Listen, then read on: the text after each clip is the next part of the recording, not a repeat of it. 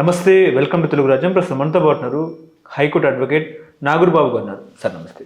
నమస్తే. Sir, AP విషయానికి వస్తే ముఖ్యంగా ఏపీలో జగన్ రెడ్డి వర్సెస్ విజయసాయి రెడ్డి. ఈ ప్రశ్న ఎందుకు అడుగుతున్నానంటే, రీసెంట్గా జగన్మోహన్ రెడ్డి ప్రెస్ మీట్ పెట్టారు. ప్రెస్ మీట్ పెట్టిన తర్వాత నిన్న ఆదివారం నాడు వైఎస్ఆర్సీపీ అఫీషియల్ సోషల్ మీడియాలో విజయసాయి రెడ్డి ఏదైతే టీడీపీ సీనియర్ నాయకులు చంద్రబాబుకు నమ్మినబంటూ టీడీ జనార్దన్ గారిని కలవడం జరిగింది. ఆ వీడియో ఇప్పుడు ఆంధ్రప్రదేశ్లో దుమారం రేపుతున్న పరిస్థితి. ఎందుకు కలిశారు, దేనికి కలిశారు, ఏం మాట్లాడుకున్నారు అనేదే చర్చ. ఇంకో ప్రశ్న ఏంటంటే, లిక్కర్ కుంభకోణంలో విజయసాయి రెడ్డి విచారణకు ముందే ఈ వీడియో అంటే వీళ్ళు కలవడం కూడా కలకలం రేపుతున్న పరిస్థితి. ఒకవేళ అదే జరిగితే అప్రూవర్గా ఇప్పటికీ విజయసాయి రెడ్డి మారిన పరిస్థితి. అదే జరిగితే విజయసాయి రెడ్డి జగన్మోహన్ రెడ్డి కేసుల వివరాలు మొత్తం ప్రభుత్వానికి చెప్పే అవకాశం ఉందని అనుకోవచ్చా? అంటే ఏం చెప్తారు? జగన్మోహన్ రెడ్డి గారి కేసు రాష్ట్ర ప్రభుత్వం చేతిలో లేదు, సిబిఐకి చేతిలో ఉంది.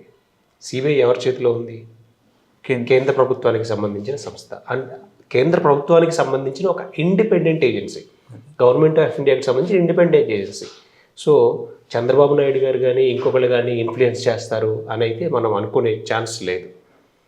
ఒకవేళ అలాంటి ఛాన్స్ ఏదైనా ఉండంటే ప్రభుత్వం ఫామ్ అయిన వెంటనే ఇమీడియట్గా ఏదో యాక్షన్ తీసుకోవాలని ఏదో హడావుడైతే చేసి ఉండేవాళ్ళు. సో ఇప్పుడు ఈ రహస్య సమావేశం అని ఏదైతే చెప్తూ ఉన్నారో, ఆ రహస్య సమావేశం దేనికి సంబంధించి అనేది, ఆ 45 నిమిషాలు ఏం జరిగింది అనేది ఎవరు ఊహించలేరు. అదే అంటిల్ అన్లెస్ అక్కడున్న మీటింగ్లో ఉన్న పార్టిసిపేట్ చేసిన వ్యక్తులు కానీ, విజయసాయి రెడ్డి గారు కానీ, లేకపోతే టీడీ జనార్దన్ గారు కానీ, వాళ్ళ టీంకి సంబంధించిన వాళ్ళు కానీ, సో వాళ్ళ సైడ్ నుంచి అలాంటి స్టేట్మెంట్స్ అయితే మనకు అఫీషియల్గా రిలీజ్ అయిన సందర్భంలో లేదు. సోషల్ మీడియాలో వైరల్ అవ్వడం, జగన్మోహన్ రెడ్డి గారు మాట్లాడడం అంటే ఆల్వేస్లీ ఒక సభ్యుడిని ఆయన కోల్పోయాడు, ఒక సభ్యుడిని రాజ్యసభ సభ్యుడిని అనే టర్మ్ ఉన్నప్పుడే ఆయన రిజైన్ చేస్తున్నాడు అంటే అది విజయసాయి రెడ్డి లాంటి వ్యక్తి నమ్మిన బంటు. పార్టీ కోసం రాజశేఖర రెడ్డి గారు ఉన్న టైంలో నుంచి కూడా ఉండి, ఆయన కంపెనీస్లో ఆడిటర్గా ఉండి, తర్వాత ఈ పార్టీని నిలబెట్టడం కోసం ఎంతో కష్టపడి పార్టీలో తన కంటూ ఒక ఫేమ్ని క్రియేట్ చేసుకొని నెంబర్ 2 అనే పొజిషన్ కూడా వెళ్ళి అనిపించుకొని జగన్ గారితో అన్ని కార్యకలాపాలు నిర్వహించి, అంటే ఆ వ్యక్తికి జగన్మోహన్ రెడ్డి గారి కుటుంబానికి సంబంధించి, జగన్మోహన్ రెడ్డి గారి వ్యాపార లావాదేవీలు గారికి సంబంధించి, జగన్మోహన్ రెడ్డి గారి పొలిటికల్ ఇంటర్నల్ మీటింగ్ సంబంధించి అన్ని విషయాలు తెలిసిన వ్యక్తి ఇలాంటి రహస్య భేటీలలో ఇలాంటి విషయాలు లీక్ చేస్తాడు, లీక్ చేసే అవకాశం ఉంది అని అంటే డెఫినెట్గా ఉండే అవకాశం ఉంది, లేకపోయే అవకాశం ఉంది. ఎందుకంటే అది కాన్ఫిడెన్షియల్, మనకు తెలీదు ఏం జరిగింది అనేది. సో ఆయన మీద కేసులకు సంబంధించి ఇదిగో ఇలా కేసులు పెట్టండి, ఇక్కడ ఈ లోపోల్స్ ఉన్నాయి, ఈ లోపోల్స్ అని చెప్పడానికి జగన్మోహన్ రెడ్డి ఒక ఇండివిజువల్ పర్సన్గా మనం చూడలేం. ఆయనకున్న ప్రతి కంపెనీ కూడా లీగల్ ఎస్టాబ్లిష్మెంట్తో ఉంటాయి. ప్రతిదీ కూడా లీగల్గా పబ్లిక్ డొమైన్లో ఉన్నటువంటి డాక్యుమెంట్స్. సో ఆయన ఇంకా చెప్పగలిగేది ఏముంది మనం మాట్లాడుకోవడానికి? ఇంకా ఏదైనా లూప్ హోల్స్ ఉన్నాయి అని అంటే చెప్తే మేబీ చెప్పు ఉండొచ్చు. దానికి ఏదైనా లీగల్గా కాంప్లికేషన్స్ వస్తే డెఫినెట్గా కోర్ట్ ఆఫ్ లా ముందు జగన్మోహన్ రెడ్డి గారికి ప్రూవ్ చేసుకునే అధికారం ఉంటుంది. పొలిటికల్గా ఏదన్నా ఆయన ఓకే లూప్ హోల్స్ ఇలాంటివి ఏదైనా చెప్పాలని ఉంటే చెప్పు ఉండొచ్చు, మేబీ జరిగే అవకాశం అయితే ఉంది. ఒకవేళ విజయసాయి రెడ్డి నోరు తెరిస్తే జగన్మోహన్ రెడ్డికి ఏమైనా ప్రమాదం ఉండే అవకాశం ఉందంటారా? ఎందుకు ప్రమాదం? కేసులలో ఎందుకు సిబిఐ కేసులు ఉన్నాయి కదా జగన్మోహన్ రెడ్డి మీద, అక్రమ ఆస్తుల కేసులు కూడా ఉన్న పరిస్థితి. అవన్నీ కూడా వాటి గురించి చెప్పే అవకాశం ఉంటే నోరు తెరిస్తే విజయసాయి రెడ్డి ఒకవేళ జగన్మోహన్ రెడ్డికి ఉచ్చు బిగించే అవకాశం ఉన్నట్టు అనుకోవచ్చా? ఇందాక మీరు విజయసాయి రెడ్డి అప్రూవర్గా మారిపోయారు అని చెప్పారు. నాకైతే ఎక్కడ అప్రూవర్గా మారినట్టు కనిపించలేదు. ఎక్కడ ఏ కోర్టులో కూడా నేను అప్రూవర్గా మారిపోయానని మీడియా ముందుకు వచ్చి కూడా ఆయన ఎక్కడ చెప్పిన దాఖలాలు అయితే లేవు. అంటే లిక్కర్ స్కామ్లో మిథున్ రెడ్డిని విజయసాయి రెడ్డిని అయితే విచారించినారు. ఓకే. సో నెక్స్ట్ జగన్మోహన్ రెడ్డిని విచారించే అవకాశం ఉన్న నేపథ్యంలో ఇట్లా కలయిక జరగడం అనేది కూడా ఒక రకంగా సర్వత్రా ఉత్కంఠభరితంగానే మారిన పరిస్థితి. సో వీళ్ళు కలిసినంత మాత్రాన వీళ్ళు ఈ విజయసాయి రెడ్డి ఏం చెప్తాడో ఏం చెప్పాలో విచారించారని చెప్తున్నారు కాబట్టి ఏదైనా ఇన్ఫర్మేషన్ ఇవ్వాలి అనుకుంటే జగన్మోహన్ రెడ్డి గారికి అగెనిస్ట్గా డిపార్ట్మెంట్గా ఇస్తాడు కదా. ఈ కోణంలో విచారించండి, ఇక్కడ ఈ లూప్ హోల్ ఉంది. ఆయనకి వ్యక్తిగత కక్ష ఉంటే డెఫినెట్గా అక్కడ ఆఫీసర్స్కే ఇవ్వచ్చు కదా. పర్సనల్గా వెళ్ళి ఒక పొలిటికల్ పార్టీలో ఉన్నటువంటి ఒక వ్యక్తిని కలిసి ఈయన ద్వారా ఆ క్వశ్చన్స్ అడిగిస్తారు అని అనుకోవటం, ఒక ఇండిపెండెంట్ ఏజెన్సీలు అంత దిగజారిపోయి విచారణ చేస్తాయి అని అయితే నేను అనుకోవడం లేదు. ఓకే.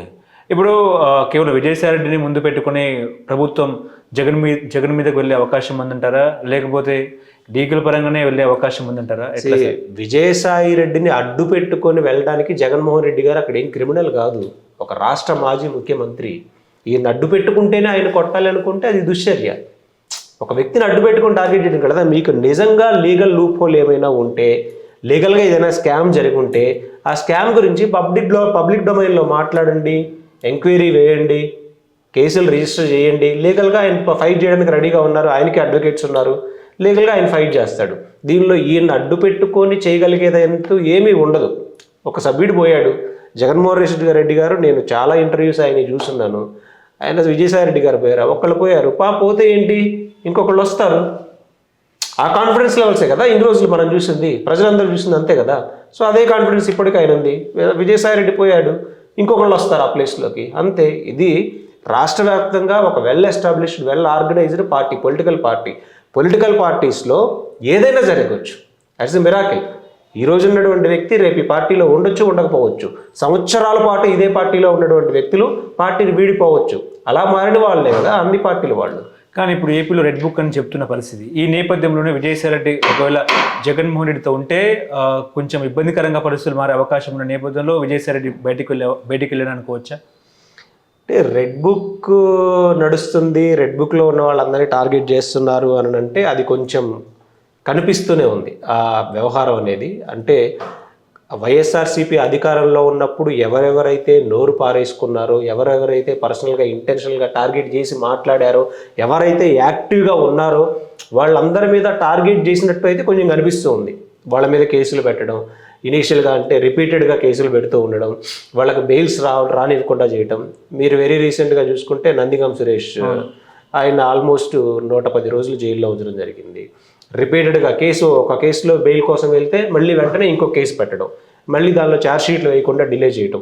సుప్రీంకోర్టుకు వెళ్ళినా కానీ ఆయనకి పెద్ద అంటే గవర్నమెంట్ కోట్ల రూపాయలు వెచ్చించి ఆయన మీద సిద్ధార్థ లోద్రా లాంటి వ్యక్తులను పెట్టి సుప్రీంకోర్టులో ఫైట్ చేయటం, మళ్ళీ ఇక్కడ కేసులు పెట్టి హెరాస్ చేసే ప్రయత్నం చేయటం, బెయిల్ రానియకుండా చేయటం. ఆయన ఇంటి దగ్గర సీసీ కెమెరాలు ఇవన్నీ చూసుకుంటే ప్రతిరోజు ఎవరొకళ్ళు వెళ్ళి అక్కడ దాడి చేసే ప్రయత్నాలు చేయటం, ఇవన్నీ జరుగుతూ ఉన్నాయి. ఇవన్నీ మరి రెడ్ బుక్ రాజ్యాంగం నడుస్తుందా అని ఒకసారి ఆలోచించుకోవాల్సిన దిశటి ఉంది. అదేవిధంగా ఇప్పుడు వల్లభనేని వంశీ గారు, ఈ వల్లభనేని వంశీ గారు మీద కూడా ఈయన ఒకప్పుడు అదే టీడీపీ పార్టీలో ఉన్నారు, అదే చంద్రబాబు నాయుడు గారిని చాలా గొప్పగా ప్రస్తావించారు, అదే లోకేష్ బాబు గారితో, అదే అందరితోటి చాలా సన్నిహితంగా ఉన్నటువంటి వ్యక్తి మరి పార్టీ అధికారంలోకి రాగానే ఆయన ఎలా వచ్చాడు దీనిలోకి? ఆయనకు కూడా ఎథిక్స్ ఉండాలి కదా. ఆయన స్వలాభం కోసమే కదా పార్టీలోకి వచ్చి నీ ఇష్టం వచ్చినట్టు నోరు పారేసుకున్నారు కాబట్టి ఈరోజు లీగల్ కాన్సిక్వెన్సెస్ అన్ని ఫేస్ చేస్తూ ఉన్నారు. అయితే ఇవన్నీ కూడా కొంత పర్సనల్ ఎజెండా అనేది పొలిటికల్ రైవల్రీ ఎప్పుడు ఉంటుంది. ఒక పార్టీ అధికారంలోకి వస్తే ఇంకొక పార్టీ మీద ఎలా పొలిటికల్ రైవల్రీ మనం తీర్చుకోవాలి అనేటువంటి ప్రయత్నాలు జరుగుతూనే ఉంటాయి. ఇది ఇప్పుడు కాదు, ఆంధ్రప్రదేశ్, తెలంగాణ, పర్టికులర్గా ఈ తెలుగు 2 రాష్ట్రాల్లో ఒక పార్టీ వస్తే ఇంకో పార్టీ మీద ఏదో కేసులు పెడుతూనే ఉంటుంది. తమిళనాడు సంస్కృతి వీళ్ళు కూడా నేర్చుకుంటున్నారు అనుకోవచ్చా? ఒక్క తమిళనాడే కాదు, మన సౌత్ ఇండియాలో మీరు ఎక్కడ చూసుకున్నా కానీ ఒక పొలిటికల్ పార్టీ అధికారంలోకి వచ్చింది అంటే ఇంటెన్షనల్గా వచ్చిన వాళ్ళు ఆటోమేటిక్గా వేరే పార్టీని ఎలిగేషన్స్ చేయడం స్టార్ట్ చేస్తారు. వాళ్ళ స్కాములు ఏదైనా చేశారా, ఎక్కడ లూప్ హోల్స్ ఉన్నాయా అనేది తవ్వటం మొదలు పెడతారు. ఆటోమేటిక్గా వాళ్ళ మీద ఎలిగేషన్స్ చేయడం, వాళ్ళ మీద కేసులు పెట్టడం, వాళ్ళ కార్యకర్తలు ఇబ్బంది పెట్టడం, ఇది ఒక సంస్కృతిగా మారిపోయింది కదా, సాంప్రదాయంగా పొలిటికల్ సాంప్రదాయం అయిపోయింది. సో దాన్ని మార్చడం అనేది హైలీ ఇంపాసిబుల్ ఇప్పుడున్న పరిస్థితుల్లో. మీరు వెరీ రీసెంట్లీ ఈరోజు నాకు ఒక వీడియో వచ్చింది, మీరు ఒకసారి నేను ఆ ఫోన్లో చూపిస్తాను ఆ వీడియోని. ఓకే, ఆడ వ్యవస్థ ఎలా నడుస్తుంది అనేది ఇప్పుడు ఒక అడ్వకేట్ నాకు షేర్ చేశాడు. ఈ ఇన్సిడెంట్ జరిగింది తెనాలిలో. ఓకే,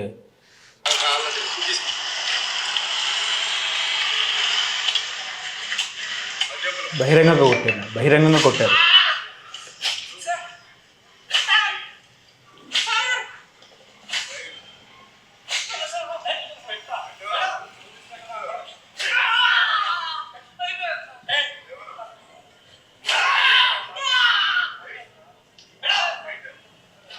మీకు నేను ఈ వీడియో షేర్ చేస్తాను.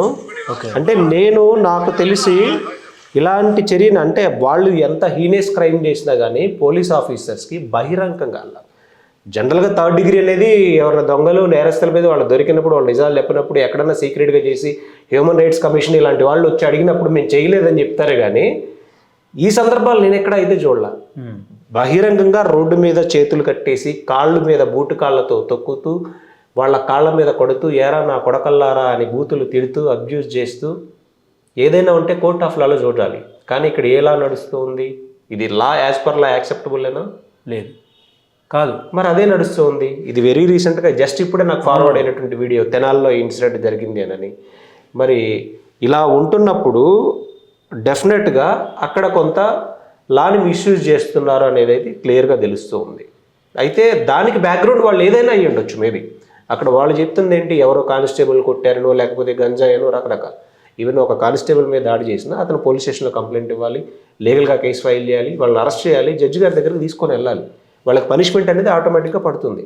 అంతేగాని నాకు పవర్ ఉంది నేను చూయించుకుంటా అని అనేసి రోడ్డు మీద కాళ్ళు కట్టేసేసి నువ్వు నించోబెట్టి కొట్టేసేస్తే ఇంకా చట్టాన్ని నీ చేతిలోకి తీసుకున్నట్టేగా, ఇక్కడ నీ పవర్ని మిస్యూజ్ చేసినట్టే కదా.